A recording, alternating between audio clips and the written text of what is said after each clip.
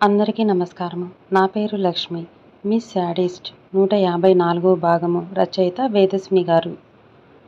వీర మనసుని కళ్ళల్లోని భావాలు అర్థం చేసుకొని కళ్ళపైన చిరుముద్దులు ఇచ్చి చిన్న పిల్లాడిలాగా మారిపోయి మనసుని హృదయం పైన తలవాల్చి సేద తీరుతూ ఉంటాడు.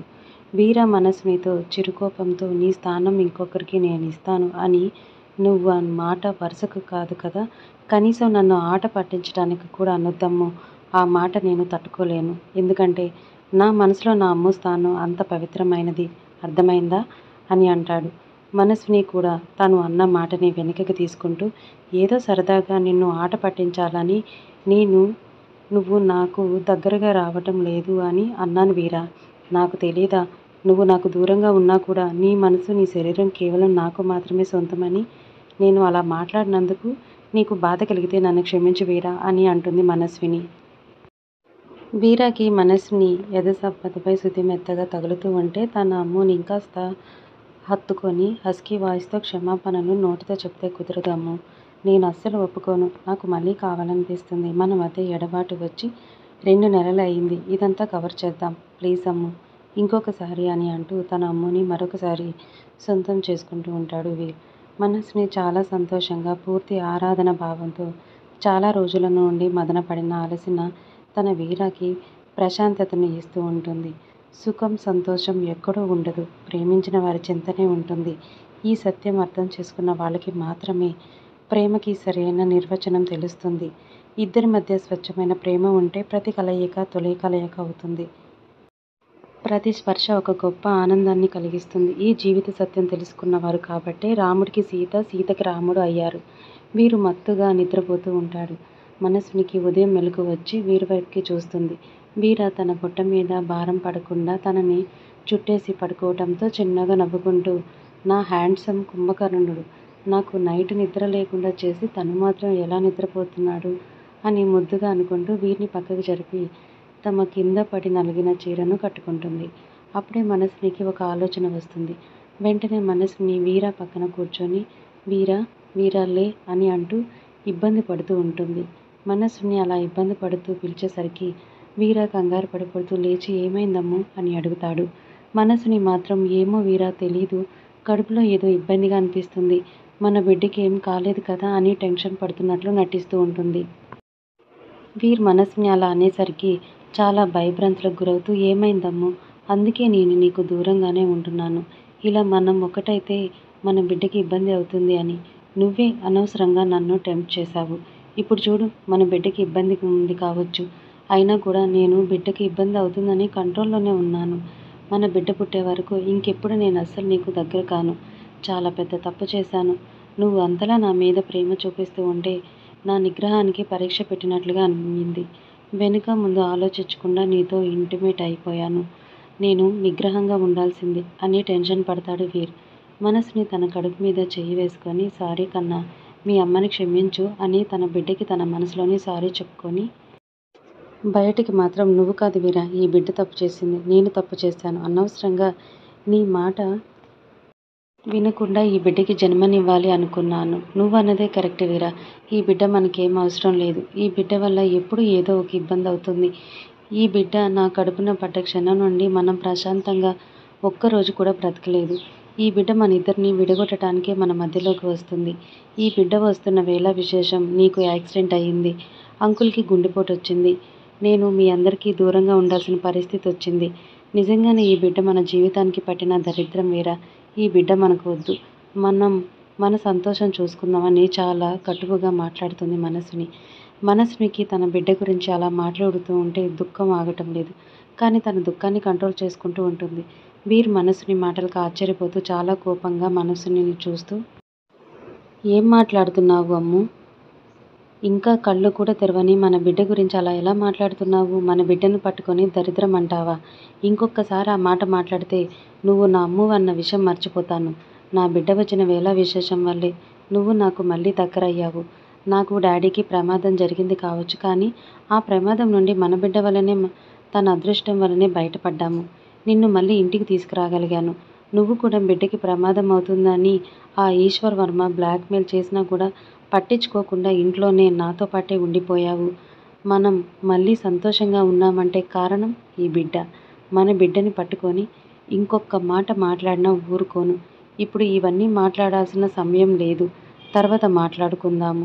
ముందు మన బిడ్డ ఎలా ఉందో తెలుసుకోవాలి.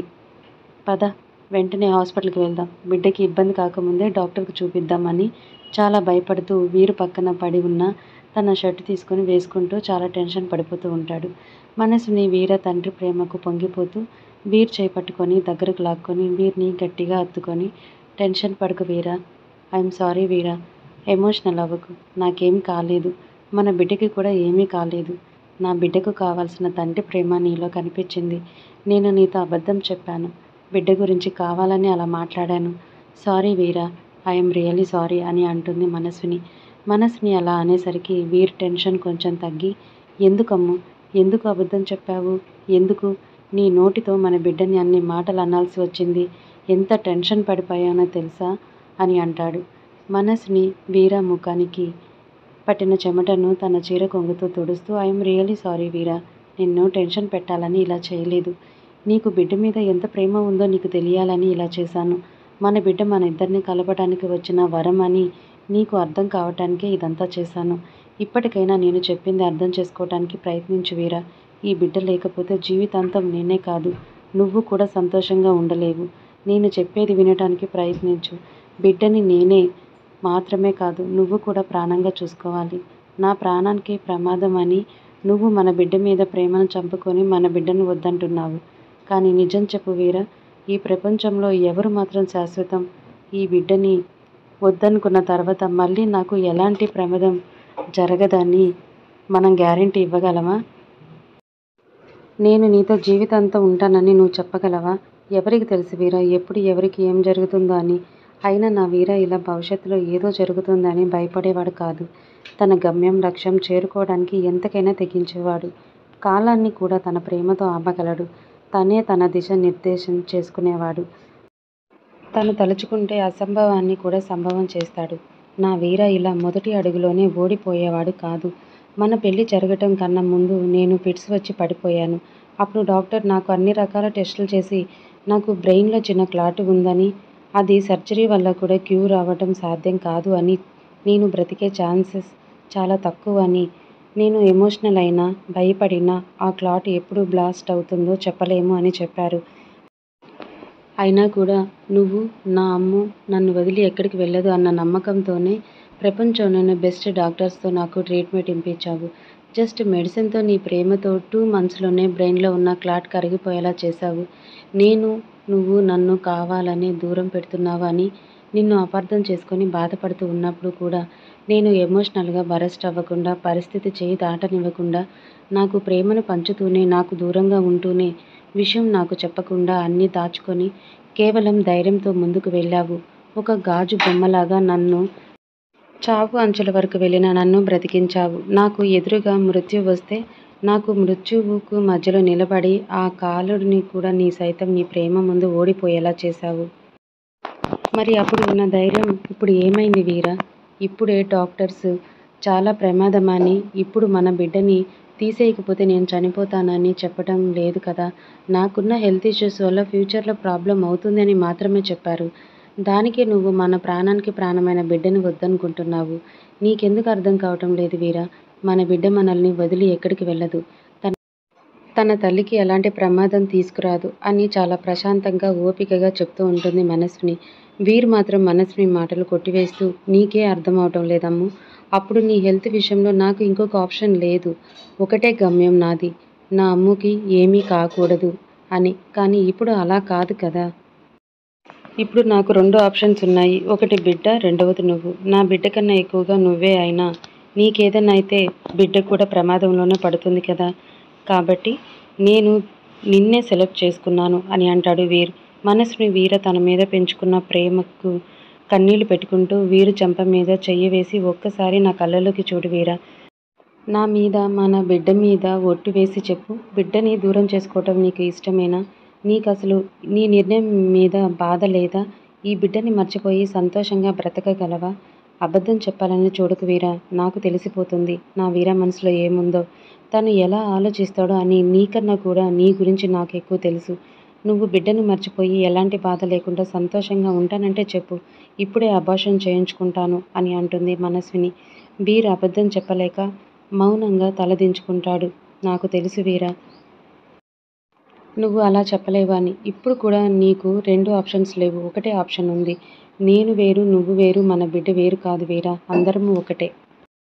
మనం ముగ్గురం కలిసి ఒకటే. నేను చెప్తున్నాను కదా, నేను మన బిడ్డకి నాకు ఏమీ కానివ్వను. నేను నీకు ప్రామిస్ చేస్తున్నాను. నేను నిన్ను వదిలి ఎక్కడికి వెళ్ళను. నేను ఇంత చెప్పినా నీకు నమ్మకం కుదరలేదు కదా. సరే, నేను ఒక కఠినమైన నిర్ణయం తీసుకుంటున్నాను. నీ మీద, మన బిడ్డ మీద ఒట్టేసి చెప్తున్నాను వీరా. ఒకవేళ నువ్వు అనుకున్నట్టుగా బిడ్డ పుట్టేలోపు ఈ బిడ్డ వల్ల నాకు ఏదైనా ప్రమాదం జరిగితే, ఇక పరిస్థితులు చేజారిపోయే పరిస్థితి వస్తే, నువ్వు ఒక్క క్షణం కూడా మన బిడ్డని వదులుకోవటానికి ఆలోచించకు వీరా. బిడ్డని వదులుకోవటం కోసం నన్ను అడగాల్సిన అవసరం కూడా లేదు.